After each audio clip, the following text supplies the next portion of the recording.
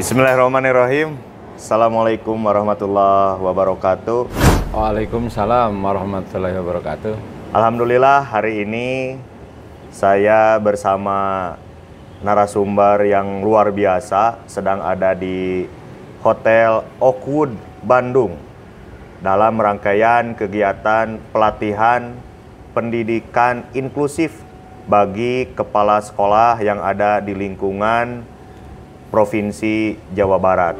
Kegiatan pelatihannya dilaksanakan dari tanggal 18 Desember sampai 22 Desember 2024. Video ini merupakan refleksi hasil dari pelatihan. Ini menjadi sebuah tantangan bagi salah satu peserta harus mengimbaskan apa yang sudah didapatkan selama pelatihan berlangsung. Narasumber yang sangat luar biasa berada di hadapan saya, salah satu kepala sekolah berprestasi di tingkat nasional, yakni Bapak Dr. Budi Suhardiman, MPD. Selamat pagi Pak Dr. Budi. Terima kasih Pak Dija. Selalu semangat, Alhamdulillah. nampak ceria, fresh ya, seperti itu. Alhamdulillah, mudah-mudahan sehat selamanya. Amin. Pak Dr. Budi, langsung saja mungkin ya.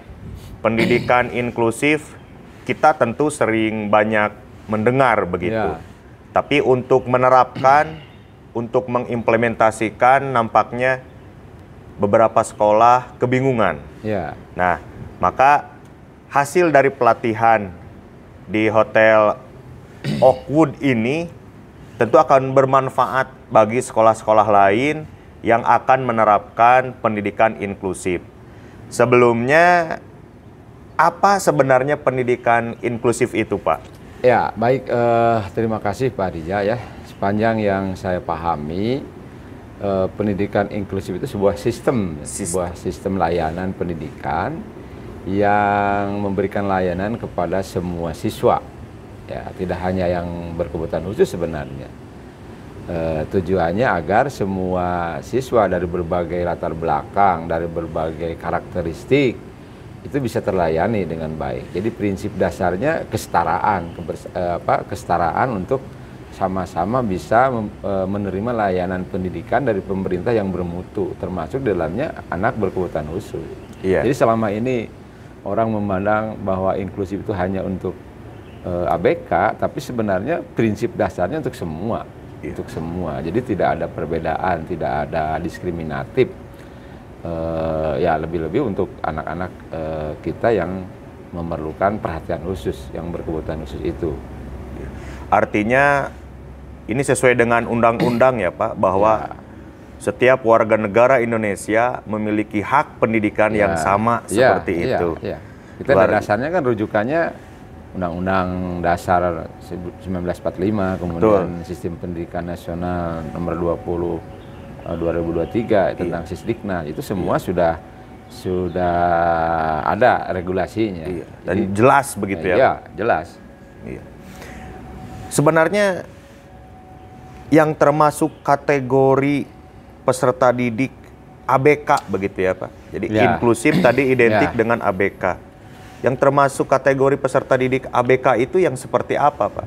Ya, ABK itu kan yang memiliki kelainan dalam hal fisik, kemudian mental, kemudian ya yang lainnya, termasuk di dalamnya anak yang memiliki kecerdasan istimewa. Itu harus diperhatikan secara khusus, termasuk ABK. Artinya di setiap sekolah memiliki ragam peserta didik, baik tadi yang anak berkebutuhan khusus secara kognitifnya mungkin terlambat belajar, kemudian ada yang tunarungu, tunawicara, tunanetra, ya seperti itu. Bahkan ada kelainan di tulang seperti itu. Setiap sekolah wajib memfasilitasi. Harus itu. Harus. Betul. Hanya orang kan masih punya persepsi bahwa anak-anak tersebut harus masuk ke pendidikan luar biasa. Ya. Dan orang tua memang belum tahu semuanya bahwa sekolah reguler juga wajib untuk menerima anak-anak seperti itu. Nah, ini sangat menarik ya, Pak, sangat menarik. Menimbulkan pertanyaan, apakah bisa guru di sekolah umum untuk menangani? Tapi itu tahan dulu, Pak, itu akan ada di pertanyaan berikutnya. Baik. Kalau begitu, siapa saja, Pak, yang berperan dalam pelaksanaan pendidikan inklusif ini? Ya, tentu saja dalam tingkat sekolah itu kepala sekolah, kemudian guru, kemudian ya semua warga sekolah lah, termasuk orang tua, komite harus bahu-membahu bersama-sama memfasilitasi anak-anak kita yang seperti itu ya, termasuk di dalamnya yang normal juga harus diberi layanan yang bermutu. Iya, gitu kan. betul. Nah, jadi pihak-pihak intern itu kan, kemudian ada pihak-pihak eksternalnya. Iya, pihak luarannya ya, Pak. Dinas pendidikan pasti itu kan. Kemudian DUDI, dunia usaha dan industri, puskesmas, psikolog dan profesional yang lainnya. Jadi ada instansi-instansi pemerintah lain yang memang terlibat ya, Pak. Terlibat. Dan itu keterlibatan itu nantinya akan sangat tergantung pada jenis ABK-nya. Kalau selama ini bisa ditangani oleh sekolah, ya kita kan di sekolah punya guru BK yang guru BK itulah setidaknya ada dasar-dasar memahami anak, gitu kan? Ya kalau kehususannya itu secara kasat mata bisa dilihat, ya menurut saya tidak harus ada bantuan dari pihak luar gitu, kecuali kalau memang tidak bisa ditangani oleh sekolah, baru pihak sekolah memberi bantuan kepada ahlinya. Misalnya psikolog, kemudian puskesmas dan lain sebagainya. Artinya sekolah itu harus ada tahapan ya, Pak. Mengidentifikasi seperti itu. Nah, kira-kira Pak, tahapan penerapan pendidikan inklusif, tahapan di sekolah itu awalnya seperti apa? Apakah dari PPDB atau seperti apa? Terima kasih Pak Rizal ya. Jadi tahapan pendidikan inklusif di sekolah itu yang pertama tentu saja diawal dari PPDB. PPDB itu awal dari masuknya siswa ke sekolah. Nah, di PPDB itu seorang kepala sekolah harus memberikan pemahaman, bahkan dibuat regulasi di tingkat sekolah bahwa kita punya kewajiban untuk menerima anak yang berkebutuhan khusus. Nah, kemudian setelah panitia PPDB paham tentang itu, tentu saja para panitia harus mengidentifikasi, mengidentifikasi apakah yang masuk ke sekolahnya itu ada atau terindikasi ada anak yang ABK. Nanti dipilah-pilah nanti. Itu maksudnya untuk memberikan layanan berikutnya. Itu karena sudah diketahui sebenarnya. Walaupun secara profesional itu harus lebih mendetil, tapi paling tidak dari sisi performan, penampilan dan lain-lain sudah bisa dilihat sebenarnya. Ada identifikasi awal ya, Pak. Identifikasi awal. Kemudian nanti setelah identifikasi awal ada asesmen. Berarti tahapan kedua asesmen ya, Pak? Ya, asesmen itu untuk melihat secara detail ini ABK yang mana, yang tadi yang jenis-jenis tadi, gitu kan? Diklasifikasi. Nah, setelah diketahui jenis-jenis ABK-nya itu, kita memberikan tindakan atau memberikan layanan yang sesuai dengan jenis itu. Nah, baru kita menentukan langkah-langkah berikutnya. Misalnya gurunya, apakah perlu ada kerjasama tadi, kan? Dan itu harus terus dipantau. Dipantau sehingga progres dari siswa yang bisa kelihatan dievaluasi. Bisa dievaluasi. Artinya jadi, dari PPDB awalnya memang dari PPDB kemudian diidentifikasi, dilihat oleh indra kita seperti itu secara kasat mata. Selanjutnya ada asesmen, diklasifikasikan kategorinya, SDM gurunya pun harus disiapkan, begitu ya, disiapkan. Makanya gitu. Tadi selain SDM yang ada di internal, kalau kita sudah tahu jenisnya itu bisa memanfaatkan atau melakukan kerjasama dengan yang lain. Kalau memang gurunya sudah tidak mampu. Artinya ada pelayanan yang sama ada penanganan yang khusus bagi ABK ini, juga ada penilaian yang nantinya juga berbeda tentu ketercapaian TP-nya begitu ya Pak dalam prosesnya nanti. Kan begini, jadi kurikulumnya bersifat fleksibel. Betul. Jadi fleksibilitas yang digunakan dalam memberikan layanan kepada siswa tidak bisa standarisasi siswa-siswa reguler, reguler. Ya, itulah yang disebut memberikan layanan yang sesuai dengan karakteristiknya. Kita masih ingat di era kurikulum merdeka yang kemarin kan ada mengenai pembelajaran berdiferensiasi. Hakikatnya ini sebenarnya. Hakikatnya ini. Tapi guru bisa memberikan layanan yang berbeda-beda itu awalnya dari asesmen, baik itu kognitif maupun non kognitif. Iya betul. Termasuk yang berkebutuhan khusus ini. Asesmen diagnostik kita mengenalnya seperti itu. Artinya kurikulum yang ikut terhadap kebutuhan siswa ABK begitu ya.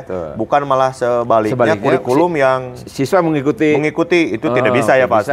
Dia mengikuti kurikulum yang ada tidak bisa. ABK tidak bisa dipaksakan. Tidak bisa dipaksakan. Tapi kalau begitu kita berlaku tidak adil. Betul, dan tidak terdiferensiasi. Tidak terdiferensiasi. Ya, luar biasa sekali.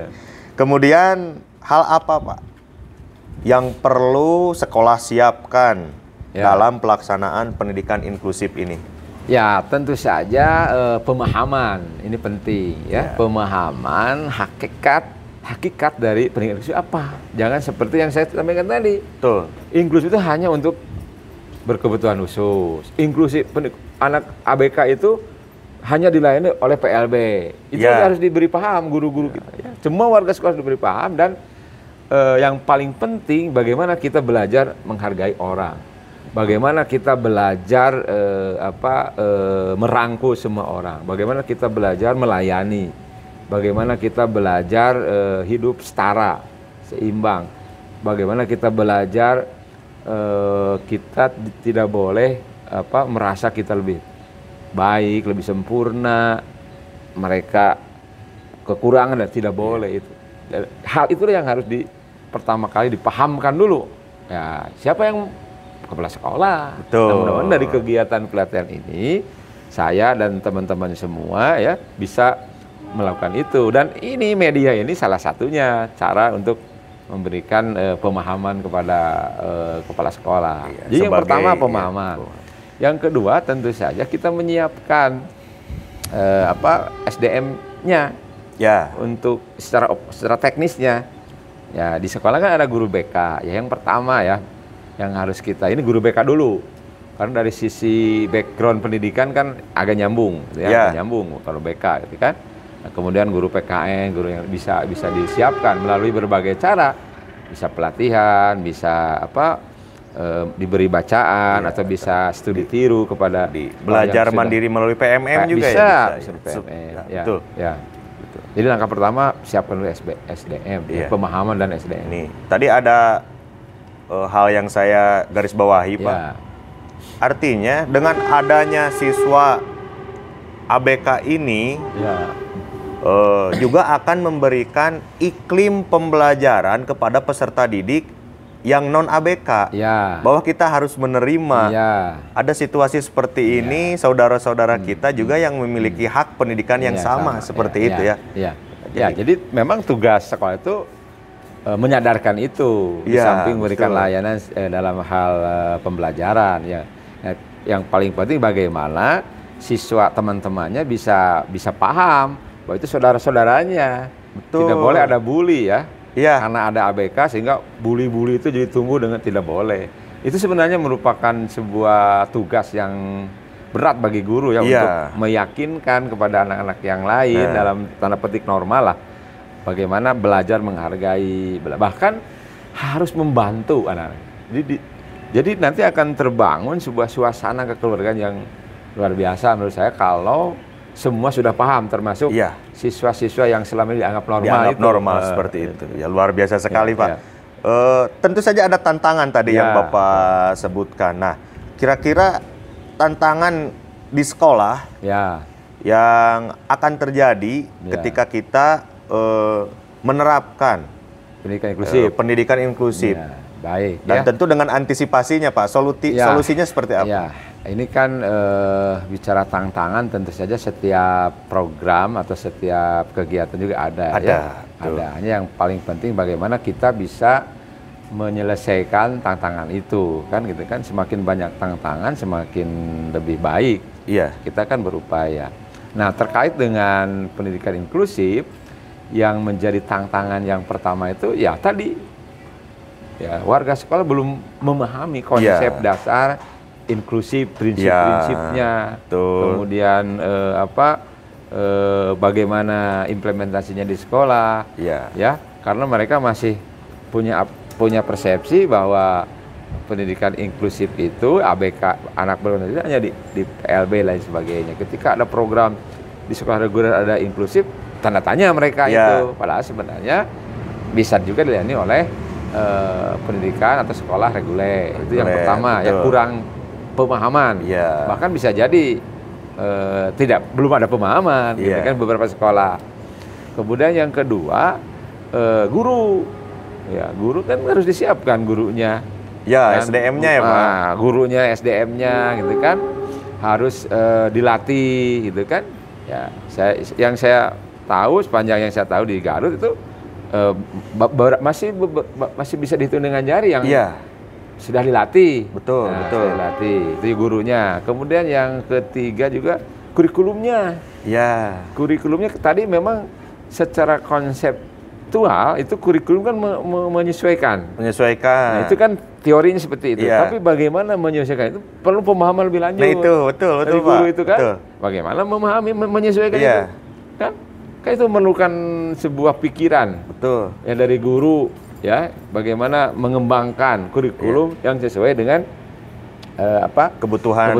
Itu disebut diversifikasi ya, sesuai dengan kebutuhan. Jadi tadi tadi kurikulum, pemahaman, kurikulum, gurunya. Nah, kemudian sarpras. Sarpras juga, Pak, di sekolah kita kan berpikirnya reguler. Awalnya gitu kan. Betul. Berarti ketika kita diberi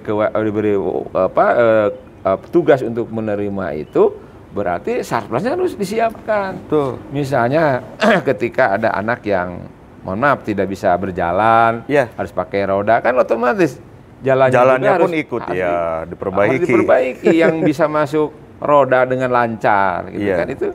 Sementara kan selama ini kita orientasinya reguler dulunya gitu. Betul. Berarti harus diadakan hal yang baru, harus disiapkan yang baru. Dan yang selanjutnya tentu saja terkait itu finansial, dana. Itu kan memerlukan, apalagi kalau kita misalnya menerima anak yang yang tunagrahita atau misalkan autis dan lain sebagainya, itu kan perlu sarana yang menunjang mereka itu kan ya. Nah, itu barangkali yang harus menjadi pikiran kita bersama. Tapi menurut saya semua itu bisa diatasi ketika semua pihak punya komitmen yang tinggi. Komitmen kan? Ada kesamaan visi ya Pak. Jadi bicara tantangan itu sebenarnya jangan menjadi hal yang menghambat niat baik kita untuk memberikan layanan kepada ABK. Kita berjalan terus kemampunya kita. Ada solusi ya Pak? Ada solusi. Ya, kalau tantangan itu hanya dibicarakan tantangan tapi tidak bergerak, tidak bertindak, saya yakin tidak akan terjadi sesuatu yang luar biasa di sekolah kita. Artinya jangan menyerah ya Pak? Jangan menyerah. Ya, jangan menyerah. Belum apa-apa. Bagaimana nih dananya, bagaimana itunya dan lain sebagainya. Dicoba dulu. Dicoba dulu, pasti ada jalan nanti, ada jalan ya. Jangan dijadikan beban dan lain sebagainya. Artinya sekolah harus siap, Pak. Harus siap. Menerima siswa ABK. Nah, tidak boleh mengatakan tidak menerima atau ini bukan sekolah untuk tidak boleh karena memang di dalam regulasinya kita harus menerima. Hanya mungkin nanti harus ada pengaturan melalui regulasi di tingkat daerah, baik itu berupa Perbub, kemudian aturan teknis dari Dinas Pendidikan. Jangan sampai nanti di sekolah tertentu numpuk ABK itu. Misalkan ada daftar misalnya 6 orang, 7 orang, misalnya tidak boleh begitu, tapi harus ada aturan. Ya, kita bisa belajar dari Kota Bandung misalnya, ya ada semacam regulasi yang sudah dilaksanakan. Sekarang diberi kuota setiap sekolah satu, misalkan ya. Bukti bahwa kita komitmen untuk membantu mereka yang memerlukan layanan khusus. Jadi artinya siswa ABK ini belajarnya sama di dalam kelas ya, Pak, belajar sama, dengan yang normal, inklusif ya. Inklusif itu bersama-sama. Ya. Beda dengan integrasi.